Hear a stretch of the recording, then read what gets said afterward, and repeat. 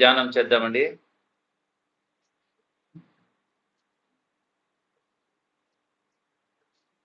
మత్తయి రాసిన సువార్త 17వ అధ్యాయము 24వ వచనం నుంచి కొన్ని వచనాలు చదువుకుందాం.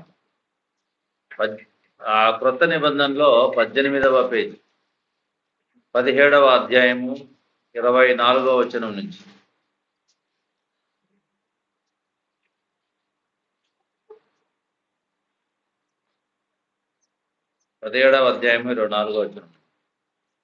వారు కపెర్నహూముకు వచ్చినప్పుడు అరశేకలు అను పన్ను వసూలు చేయవారు పేతురు నొద్దకు వచ్చి, మీ బోధకుడు ఈ అరశకేలు చెల్లింపడా అని అడుగుగా, చెల్లించుననెను.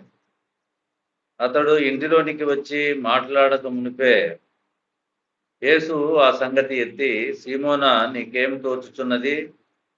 భూరాజులు సుంకమును పన్నును ఎవరి యొద్ద వసూలు చేయుదురు? కుమారుల యొద్దనా, అన్యుల యొద్దనా అని అడిగాను. అతడు అన్యుల యొద్దనే అని చెప్పగా, యేసు, అలాగైతే కుమారులు స్వతంత్రులే.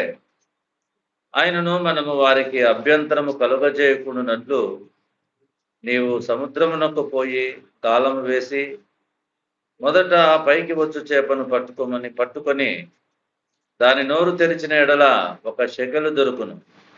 దానిని తీసుకొని నా కొరకును నీ కొరకును వారికిమ్మని అతనితో చెప్పాడు. యోహాను సువార్త 1వ అధ్యాయము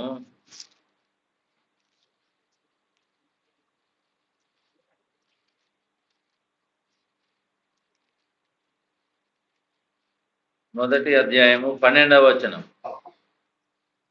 తన్ను ఎందరు అంగీకరించిరో వారందరికీ, అనగా తన నామమందు విశ్వాసముంచిన వారికి దేవుని పిల్లలగుటకు ఆయన అధికారము అనుగ్రహించాడు. వారు దేవుని పిల్లలు, దేవుని వలన పుట్టిన వారే, కానీ రక్తము వలననైనను, శరీరేచ్ఛ వలనైనను, మానుషేచ్ఛ వలననైనను పుట్టిన వారు కారు. ఆ వాక్యము శరీరధారి అయి కృపా సత్య సంపూర్ణుడుగా మన మధ్య నివసించెను. ప్రార్థన చేస్తున్నామండి. ఒక ప్రార్థన చేయండి, ఎవరైనా చిన్న ప్రార్థన.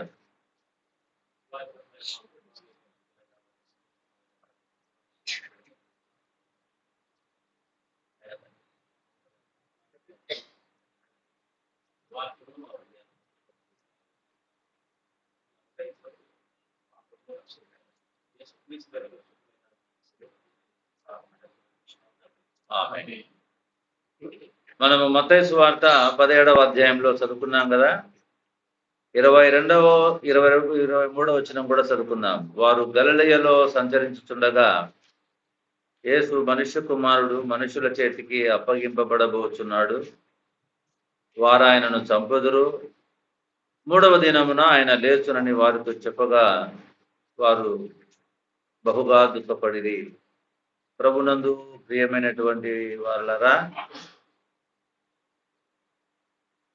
గలిలయలో ప్రభు పరిచర్య చేసేటప్పుడు ప్రభు అనేక మార్లు తన మరణ పునరుద్ధానాన్ని గురించి శిష్యులకు తెలియపరుస్తూనే ఉన్నాడు. తాను ఎందుకొరకు మరణించవలసి వస్తుందో అన్న విషయాన్ని వారికి తేటపరిచాడు చాలా మటుకు. కానీ వారు ఏం చేస్తున్నారంట? వారు బహుగా దుఃఖపడిరి అని రాయబడింది. వారు బహుగా దుఃఖపడిరి అంటే, రేపు గుడ్ ఫ్రైడే అని వస్తుంది, మంచి శుక్రవారం అని అనుకుంటుంటారు. ఆ రోజు అందరూ సంతోషపడుతూ ఉంటారా, దుఃఖపడుతూ ఉంటారా? చూడండి, మనం కూడా అదే కోవలోనికి ఉన్నటువంటి వారుగా ఉన్నాం. మానవుల పాపములు ఎన్నటెన్నటికీ తీసివేయబడని పాపాలు. దేవాది దేవుడే ప్రేమతో మానవుడిగా పుట్టి మన పాపాలను భరించి పాపము నుంచి మనల్ని విడుదల చేస్తూ ఉన్నాడంటే మనకు సంతోషం కలగలనా, దుఃఖం కలగలనా? సంతోషం. కానీ మనం ఏం చేస్తున్నాం? వారి మాదిరే మనం కూడా దుఃఖపడుతూ ఉన్నాం కదా. అందుకనే గొప్ప సంతోషం ఏమంటే, మీరు సర్వలోకానికి వెళ్ళి సర్వ సృష్టికి సువార్త సంతోషమా, దుఃఖమా? అవునండి. సువార్త, అయ్యా మీ పాపముల నుంచి మీరు విడిపింపబడినారు అన్న సువార్తను, ఆయన మరణ పునరుద్ధానాన్ని బట్టి మనం పాపం నుండి విడిపించబడ్డాం అన్నటువంటి సువార్త మనకు సంతోషాన్ని కలిగించేటువంటి వార్త. ఒకసారి మనం ఎవరినైనా అడిగితే ఉద్యోగమైన వచ్చినప్పుడు సంతోషమైందా, వివాహమైనప్పుడు సంతోషమైందా, లేకపోతే నీ జీవితంలో ఎప్పుడైనా ఏ కార్యాలను బట్టి సంతోషమైందా? ఆ సంతోషానికి సువార్తను నమ్మినప్పుడు సంతోషానికి తేడా ఏమీ అని అడిగిన. అందరూ ఏం చెప్పినంటే ఉద్యోగం వచ్చినప్పుడు చాలా సంతోషం అంటే సువార్త ఏది ఎక్కువ సంతోషపడాలా? కానీ సువార్త యొక్క శక్తి వారు గ్రహించలేకపోతున్నారు. ఏదో మనుషుల ప్రోత్బలంతో అట్లా కాదు, కానీ మనందరికీ సువార్త ఏమిరా అంటే మన పాపముల కొరకై చనిపోయి సమాధి చేయబడి తిరిగి లేచి మనలను నిత్యనాశనం నుండి రక్షించినాడు, నిత్య జీవానికి వారసులుగా చేసి ఉన్నాడు. యోహాను సువార్తలో చదువుకున్నటువంటి మాట ఏంటంటే, తనను ఎందరు అంగీకరించారో వారందరికీ అనగా తన నామందు విశ్వాసం ఉంచిన వారికి దేవుని పిల్లలగుటకు ఆయన అధికారం అనుగ్రహించను. ఏమంట? ఈ అధికారాన్ని ఎవరు కొట్టివేసేది లేదు. అధికారం ఎట్లా ఉంటుందంటే, ఇప్పుడు చూడండి, మనకేమైనా మన దేశంలో నీళ్ళకు పంపించినారా? పోయినారా నీళ్ళకు ఎవరైనా? మరి పోండి ఎవరో ఒకరు. మన దేశంలో మనము క్షేమంగా జీవించాలంటే రాజ్యాంగంలోని హక్కులను మనం వాడుకుంటుండాల. ఇది మా హక్కు, దాన్ని ఎవ్వరూ కాదనడానికి వీలుండదు. మీకు అర్థమవుతుందా? రాజ్యాంగంలో మన హక్కులు ఎట్ట చెప్తాం మనము? రాజ్యాంగంలో రాయబడినటువంటి వాటినే కదా, ఇదిగో ఈ విధంగా రాయబడింది, అది మా హక్కు, మాకు జీవించే హక్కు ఉంది, ఇదిగో రాజ్యాంగంలో ఈ విధంగా రాయబడింది. ఇవన్నీ హక్కులు, అవన్నీ రాయబడ్డాయి రాజ్యాంగంలో. ఈ హక్కులను తీసివేసేటువంటి వారు మానవులు రాసుకున్న ఆ హక్కులకే అంత వాల్యూ ఉంటే, దేవుడు మనకేం చేసినాడంట? ఆయనను ఎందరు అంగీకరించిరో వారందరికీ తన నామందు విశ్వాసం ఉంచిన ప్రతి వాడికి దేవుని పిల్లలగుటకు ఆయన అధికారం అనుగ్రహించాడు. ఎటువంటి అధికారం అంటే, మనము మానుషేచ్ఛ వలన పుట్టిన, చూడండి ఆ మాట, వారు దేవుని వలన పుట్టిన వారే. చూడండి, ఇంకా ఎవరు వలన ఏమనడానికి వీల్లేదు. వారు దేవుని వలన పుట్టిన వారే గాని రక్తము వలననైనను, శరీరేచ్ఛల వలననైనను, మానుషేచ్ఛ వలననైనను పుట్టిన వారు కారు. ఆ వాక్యము ఏ వాక్యమో? ఈ అధికారము శరీరధారి అయి కృపా సత్య సంపూర్ణుడుగా మన మధ్య నివసించను. అంత అధికారం. ఇప్పుడు మనమంతా కూర్చున్నాం ఇక్కడ, మనమంతా ఎట్లా పుట్టినామంట? రక్తము వలననైనను, శరీరేచ్ఛ వలననైనను, మానుషేచ్ఛ వలననైనను పుట్టిన వారు కాము. రక్తము వలననైనను అంటే అర్థమేమి అంటే, ఒకే జాతిలో మనము పుట్టినటువంటి వారు, ఒక రక్తం. తర్వాత నెక్స్ట్ శరీరేచ్ఛలు అంటే ఎట్లా? వాళ్ళ కామ కోరికలను బట్టి పిల్లలు పుడతా ఉంటారు. ఇవి ఎట్లా పుట్టినట్టు? వాళ్ళంతా శరీరేచ్ఛలను బట్టి. తర్వాత మానుషేచ్ఛలను బట్టి. అంటే మానుషేచ్ఛలు అంటే, ఒక మనిషి ఉంటారు కదా సైకోలు, వాళ్ళు ఏం చేస్తూ ఉంటారు? కొంతమందిని ఎట్లా అంటే అట్లా మానభంగం చేస్తూ ఉంటారు. ఇవన్నీ ఏంటివి? మానుషేచ్ఛలు. తర్వాత పుట్టినవారు కారు. వీటిని వివరించడానికి మనకు అంత సమయం ఉండదు.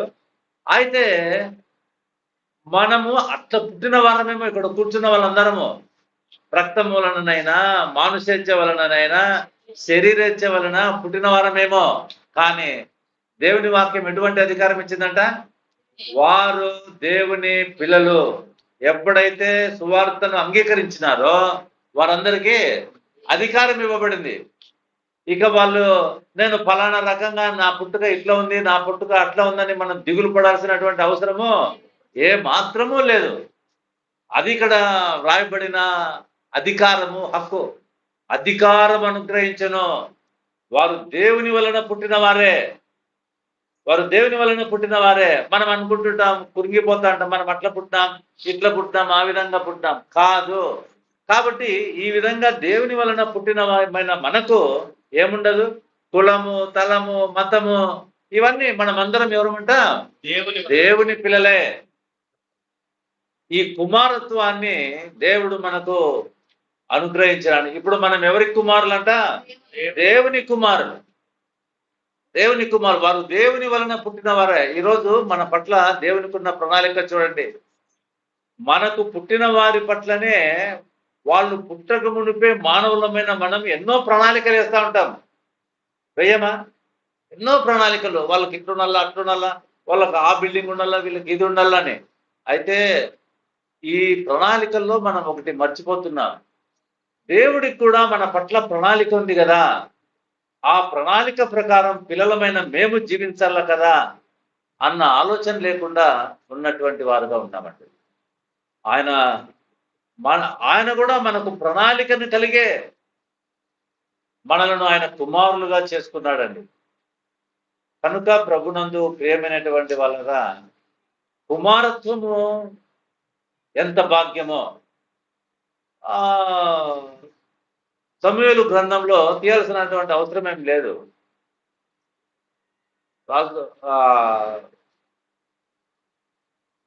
దావీదు దగ్గరికి వచ్చి కొంతమంది ఏం చేస్తారంటే, రాజు మొట్టమొదట నిన్ను మోసం చేసినాడు, పెద్ద కుమార్తెని ఇస్తానని, గొలియాతును చంపిన వానికి పెద్ద కుమార్తెని ఇస్తానని మోసం చేసినాడు.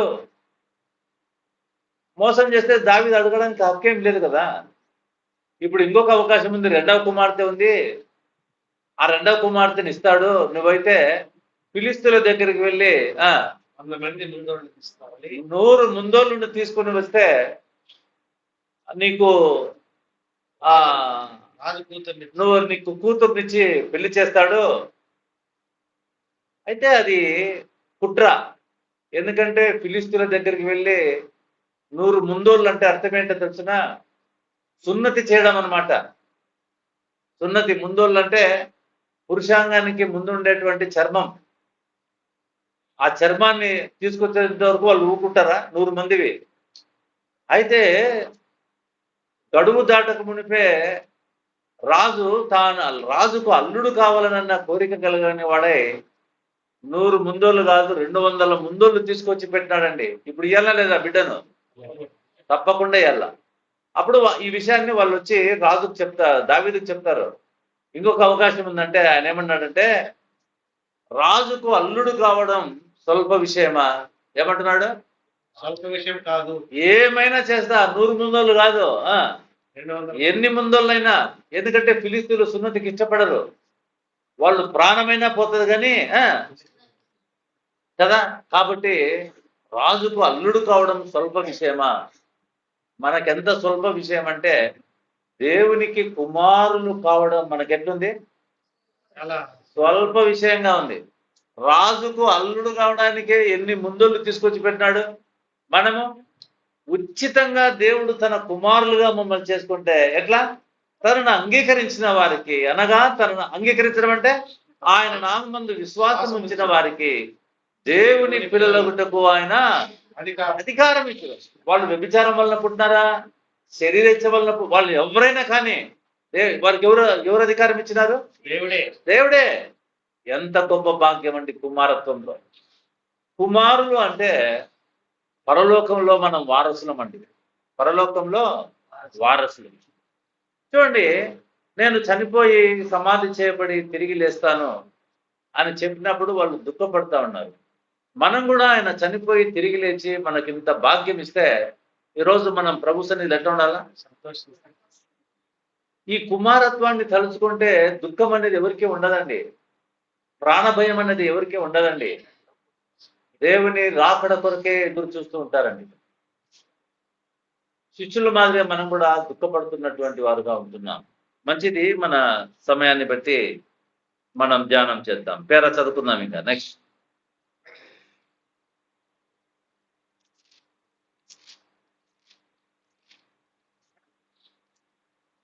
వారు కపెర్నహూముకు వచ్చిన వారు కపెర్నహూముకు వచ్చినప్పుడు అరశెకేలు అరశెకెలును పన్ను వసూలు చేయవారు పేతురు వద్దకు వచ్చి, బోధకుడు మీ బోధకుడు మీ బోధకుడు ఈ అరశెకేలు చెల్లింపడా అని అడగగా, చెల్లించున నేను.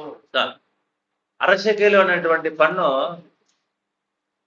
దేవాలయానికి కట్టే పన్ను. అరశెకెలు అనేది దేవాలయానికి కట్టే పన్ను. ఇది మనము పాత నిబంధన గ్రంథంలో మనం చూస్తాం. అరశెకెలు అనేది ప్రతి ఒక్క యూదుడు కడుతూ ఉండాలి.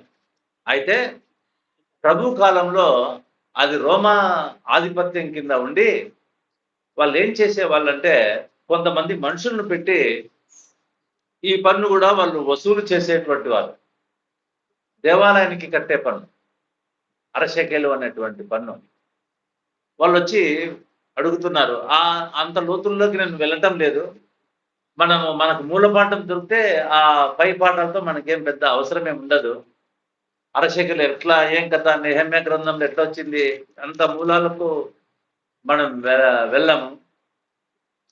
యాక్చువల్గా రోమా కాలంలో ఇంకా మనం ఆలోచన చేస్తే ఆ యెరూషలేము దేవాలయాన్ని పడగొట్టి జూపిటర్ అనే దేవతాలయం కట్టినారండి. దానికి కూడా రోమా ప్రభుత్వం వారు బలవంతంగా వసూలు చేస్తూ ఉన్నారు.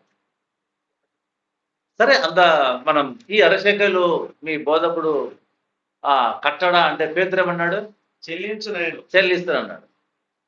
తర్వాత అతడు ఇంటిలోనికి వచ్చి మాట్లాడక మునిపే యేసు ఆ సంగతి ఎత్తి, సిమోనా, నీకేమి తోస్తున్నది? చూడండి, అతడు ఎవరు?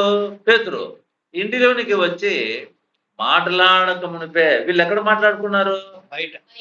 బయట ఎక్కడో మాట్లాడుకున్నారు. పేతురుని అడిగినారు ఏమని? మీ బోధకుడు పన్ను చెల్లించడం, అరశెకెలు అనే పన్ను చెల్లించడాన్ని. పేతురు ఇంట్లోకి వస్తేనే పేతురు ఇంకా ఏం చెప్పక మునిపే ప్రభు ఏమంటున్నాడు చూడండి. ఏమంటున్నాడు? ఏమనాలా కదా, సీమోనా అంటున్నాడు. అంటే అర్థం ఏంటి?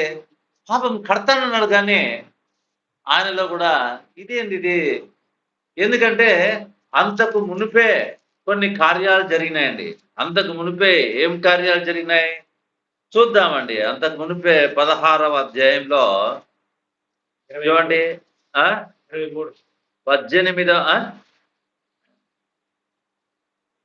17వ అధ్యాయం. 6 దినములైన తర్వాత యేసు పేతురును, యాకోబును, అతని సహోదరుడు యోహానును వెంటబెట్టుకొని ఎత్తైన ఒక కొండ మీదికి ఏకాంతముగా పోయి వారి ఎదుట రూపాంతరం పొంది, ఆయన ముఖము సూర్యుని వలె ప్రకాశించను, ఆయన వస్త్రములు వెలుగు వలె తెల్లని వాయను. చూడండి, ఇదిగో మోషేయు ఏలియాయు వారు కనబడి ఆయనతో మాట్లాడుచూ ఉండేది. చూడండి, గొప్ప రూపాంతరము వాళ్ళు చూసినారు. ఎవరు? పేతురు కూడా చూసినాడు కదా. కానీ ఇక్కడ ఏం చేస్తున్నాడు పేతురు? అయ్యో, మేము కొండపైన అంత గొప్ప రూపాంతరాన్ని చూసినాం కదా, ఇక్కడ వీళ్ళు వచ్చి మమ్మల్ని పన్ను అడుగుతున్నారే, మేము కట్టాలనా లేదా, ఎట్లా అని సంశయంలో ఉన్నాడు. ఎవరు? పేతురు. అందుకని ప్రభు ఏమంటున్నా అంటే, సీమోనా, నీకేం తోస్తున్నది? నీకేమి తోస్తున్నది? పురాజులు సుంకమును పన్నును ఎవరి యొద్ద వసూలు చేయుదురు? కుమారుల యొద్దనా, అన్యుల యొద్దనా అని అడిగాడు. అతడు అన్యుల యొద్దనే అని చెప్పగా, యేసు అలాగైతే కుమారుడు స్వతంత్రులే. అందుకని ఆయన అనుమానం తీర్చడానికి ప్రభు ఏం చేసినాడంటే, సీమోనా, నీకేం తోస్తూ ఉంది? భూరాజులు సుంకమును పన్నును ఎవరి యొద్ద వసూలు చేదురు? కుమారుల యొద్దనా, అన్యుల యొద్దనా అని అడిగాడు. అందుకు పేతురు ఏం చేసినాడు? అవును ప్రభా, అన్యుల యొద్దనే. అయితే మనమెవరు మరి? మనం కుమారులమే. అయినా పేతురు ఏం సంతోషపడలే. ఇదేంటి ఇది, అన్యుల యొద్దనే అంటున్నా అంటే మనం అన్యులం అన్నట్లు ఆయన అనుకుంటున్నాడు. అందుకని ఈ సంశయాన్ని తీర్చడానికి కరెక్ట్ గానే చెప్పినాడు పేతురు. ఏమని? అన్యుల యొద్దనే అని. ఇప్పుడు పేతురుకు తెలియాల్సింది ఏమ్రా అంటే మనం అన్యులమా కుమారులమా? దానికి ఎట్లా రుజువు ఎట్లా? అన్యులమా కుమారులమా అన్నదానికి రుజువు ఎట్లా? అక్కడేమో చెల్లిస్తాడని చెప్పినాడు, కానీ లోపల అనుమాన పడతా అన్నాడు. లోపలికి వచ్చే లోపల ప్రభువు ప్రశ్న వేసినాడు. ఆయన ఇంకా మాట్లాడక మునిపే ఆడ జరిగిన సంఘటనలు కూడా చెప్తున్నాడు. దీన్ని బట్టి మనకేమర్థమవుతోంది? ప్రభువు మన మాటలు కూడా వింటున్నాడు. మన పరిస్థితులన్నిటిలో ఆయన జోక్యం ఉన్నది. ఆయనకు మన విషయము తెలియనిది ఏదీ లేదు. ఆయన మన తల వెంట్రుకలు లెక్కించినటువంటి వాడు, మనలను శ్రేష్ఠులుగా ఎంచినటువంటి వాడు, మన పాపముల కొరకై చనిపోయి ఆయన కుమారులుగా మనల్ని చేసుకున్నటువంటి వాడు, సమస్తం ఎరిగినటువంటి వాడు. పేతురుతో నీకేం తోస్తా ఉంది?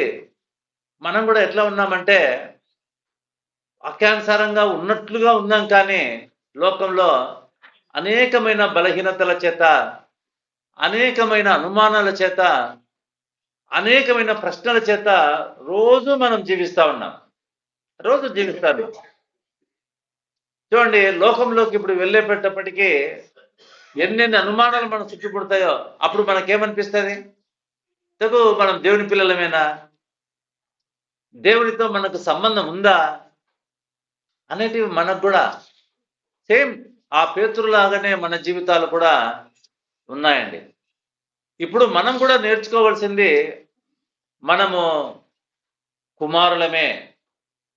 ఆ పేతురులో నేను దేవుని కుమారుడనే అన్న నిశ్చయత ఉండి ఉంటే ఇంత మాటకు అవకాశము రాదు. ఆయనకు కూడా శిష్యుడుగా ఉన్నాడు, కానీ నిశ్చయత లేదు.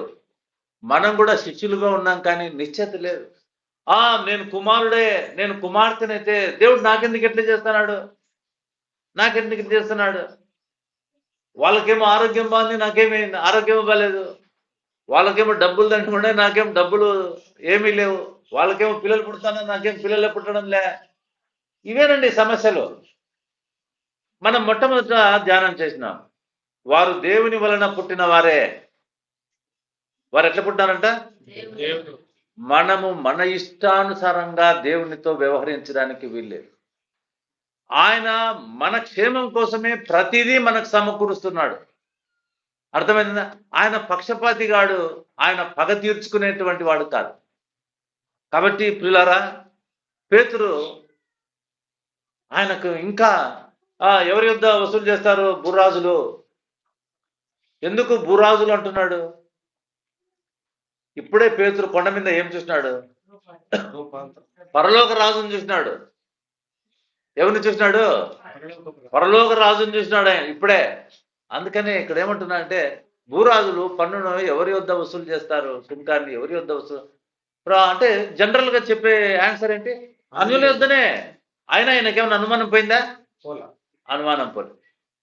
అనుమానం సరే, మంచిదే. మన దగ్గర ఇప్పుడు నేను కుమారుడు అనడానికి ఆధారం ఏంటి?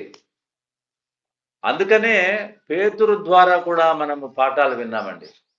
చూడండి, ఆధారం ఏంటో త్వరగా ముగించుకుందామండి. 27 వచ్చింది. ఆయనను మనము వారికి అభ్యంతరము కలుగజేయకుండానట్లు నీవు సముద్రమునకు పోయి గాలము వేసి మొదట పైకి వచ్చు చేపను పట్టుకొని దాని నోరు తెరిచిన ఎడల 1 షెకేలు దొరుకును.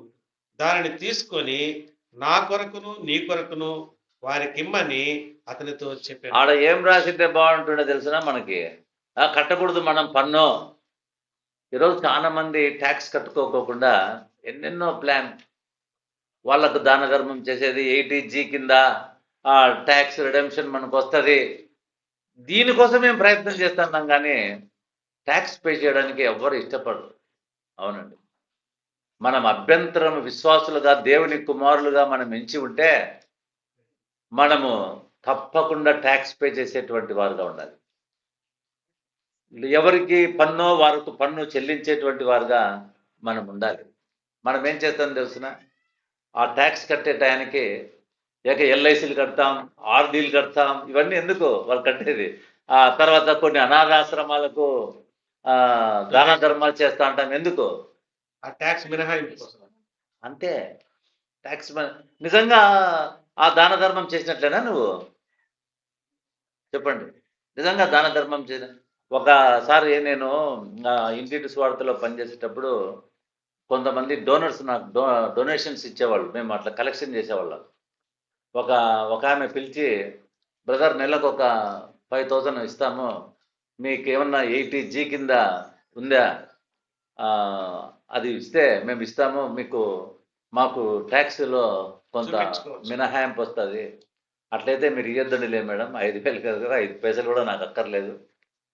అందుకోసం కాదు మనం ఇవ్వాల్సింది, వారికి అభ్యంతరం కలగకూడనట్లు. దేవుని కుమారులు లోకంలో కూడా ఆడపోతేనే దేవుని కుమారులుగా జీవిస్తాము అధికారికంగాని కాదు. దేవుని కుమారులను తెలిసినప్పుడు ఇక్కడ కూడా మనం ఎట్లా జీవించాలా? దేవుని కుమారులుగానే జీవించాలి. ఏ విషయంలో మనం ఇతరులకు అభ్యంతరకరంగా ఉండకూడదు. అదొకటే కాదు, మన మాట తీరు, మీ సంభాషణ ఉప్పు వేసినట్లుండాలి. ఎట్లుండాలా? ఉప్పు వేసినది ఎందుకంటే ఆహారంలో ఉప్పు లేకుంటే ఏమవుతుంది? రుచి రాదు. ఎంత మాంసము ఎంత ఇదైనా రుచి రాదు. మన మన సంభాషణలో ఏముండాలా? ఉప్పు వేసినట్లు ఆ ఉప్పేమి?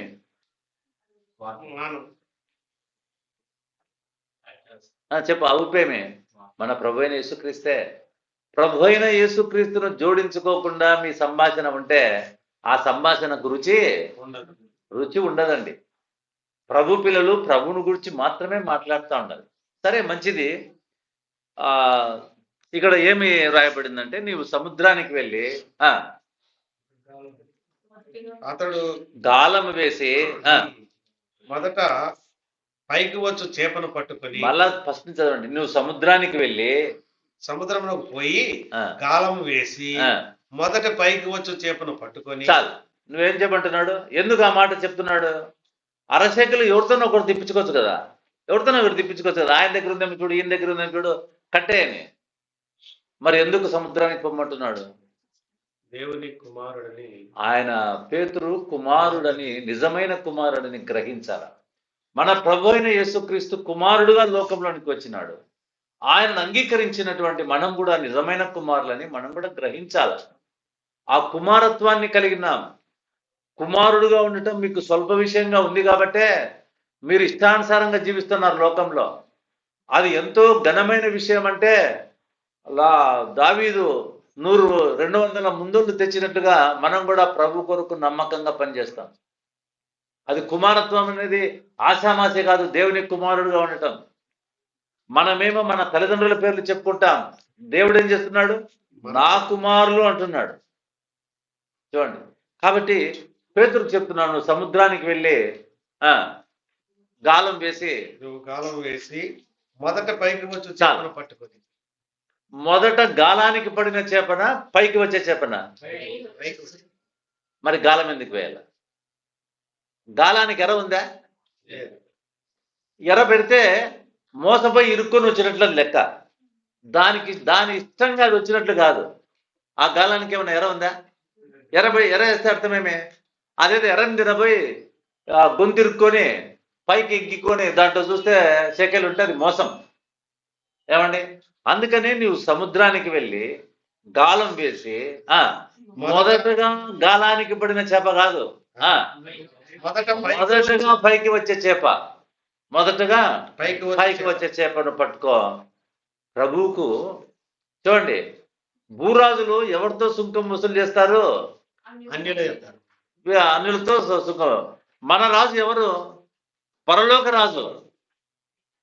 ఆయన రాజు, సకల యుగములలో ఆయన రాజని దేవుని మనం తెలుసుకుంటున్నాం కదా. పరలోక రాజుకి ఏం తెలుసును?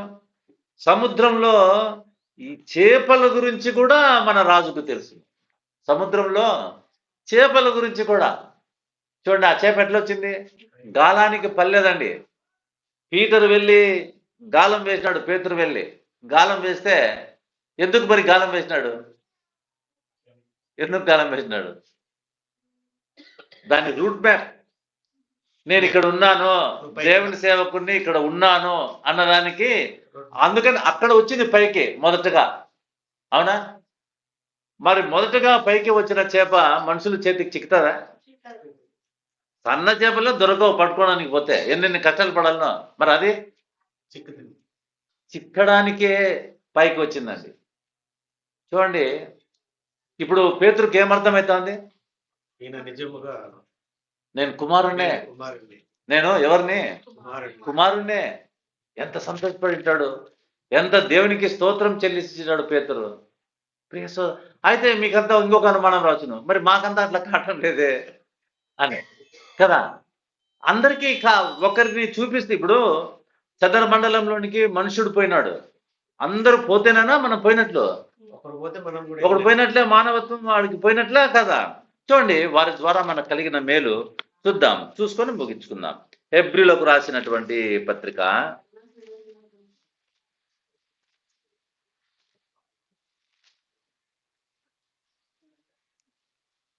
1వ అధ్యాయము 3వ వచనం చదువుకుందాం. ఆయన దేవుని 2వ అధ్యాయం 3వ వచనం. ఇంత గొప్ప రక్షణను మనము నిర్లక్ష్యం చేసిన ఎడల ఎలాగూ తప్పించుకుందాము? అట్టి రక్షణ ప్రభు బోధించుట చేత ఆరంభమై దేవుడు తన చిత్తానుసారముగా సూచక క్రియల చేతను మహత్కార్యముల చేతను నానా విధములైన అద్భుతముల చేతను వివిధములైన పరిశుద్ధాత్మ వరములను అనుగ్రహించుట చేతను వారితో కూడా సాక్ష్యం ఇస్తుండగా. ఎవరితో? వీళ్ళందరితో కలిసి. ఎవరితో చెప్పాలండి మీరు? వారితో కూడా అంటే ఎవరు? వాళ్ళు అపోస్తలులు. వారితో కూడా సాక్ష్యం ఇస్తున్నాడు. పేతురుకి ఏం సాక్ష్యం కలిగింది? నేను దేవుని కుమారుణ్ణి. వారితో కూడా సాక్ష్యం ఇచ్చుచుండగా, తర్వాత వారి ద్వారా వినిన వారి చేత కూడా సాక్ష్యం ఇచ్చుండగా వినిన వారి చేత మనకు దృఢపరచబడెను.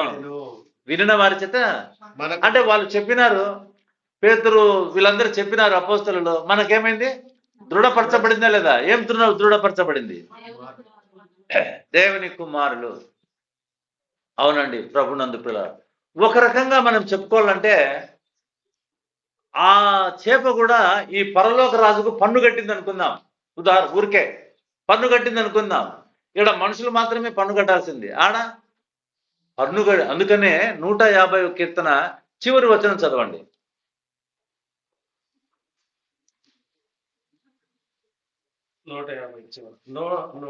సకల ప్రాణులు 530 పేజీ.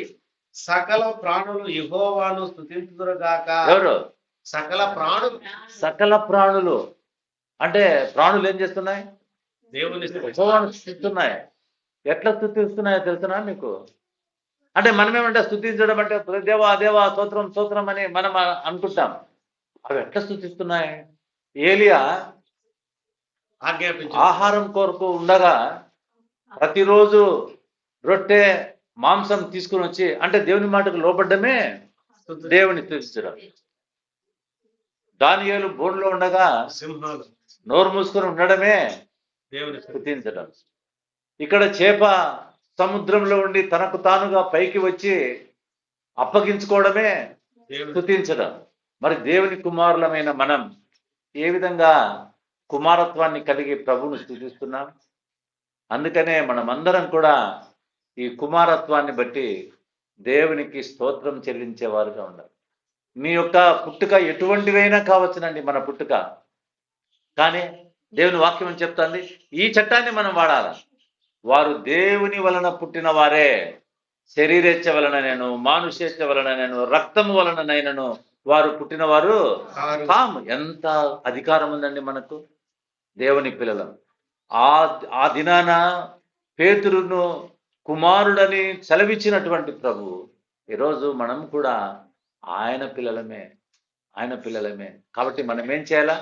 దేవుని ఆత్మ చేత ఎందరూ నడిపింపబడతారో వారు దేవునికి కుమారులై ఉందరు. మంచిది. ఈ వాక్యాన్ని ఆధారం చేసుకొని మనం కూడా ధైర్యం కలిగి లోకంలో ప్రభు రాకడ వరకు మనం కొనసాగుదాం. దేవుడి మాటలు మన కొరకై దీవించును గాక. ప్రార్థన చేసుకుందామండి. జీవాధిపతి అయిన మా ప్రభువా, మీ పరిశుద్ధమైన నామమునకు స్తోత్రం. ఇంతవరకు నైనా మరి ఆరాధన, మీ వాక్యాన్ని మాకు అనుగ్రహించి మమ్మల్ని మేము కూడా కుమారులని మాకు తెలియపరిచి బలపరిచినందుకు ఈ వాక్యం చేత మీకు కృతజ్ఞత స్తోత్రం చెల్లిస్తున్నాం నాయనా. సంఘ పెద్దలుగా కార్తీకు, నైనా కాలేబు, నారాయణ స్వామిని ఈ దినాన్ని మీరు వారికి అనుగ్రహించిన పనిని బట్టి స్తోత్రాలు. వారికి వెసులుబాటు దయచేయండి. వారు చేసుకుంటున్న పనుల్లో మీరు కృప దయచేయండి తండ్రి. సంఘంలో వారు ప్రయోజకులుగా ఉండి సంఘ ప్రయోజనం కొరకు వారు ప్రయాసపడులాగిన సహాయం చేయమని, వాక్యం చెప్పడానికి కూడా వారిని బలపరచమని మా ప్రభు రక్షకుడు విమోచకుడైన యేసుక్రీస్తు నామమున ప్రార్థన చేసి బ్రతిమాలి అడిగి వేడుకుంటున్నాము తండ్రి. ఆమేన్. అందరికీ వందనాలండి.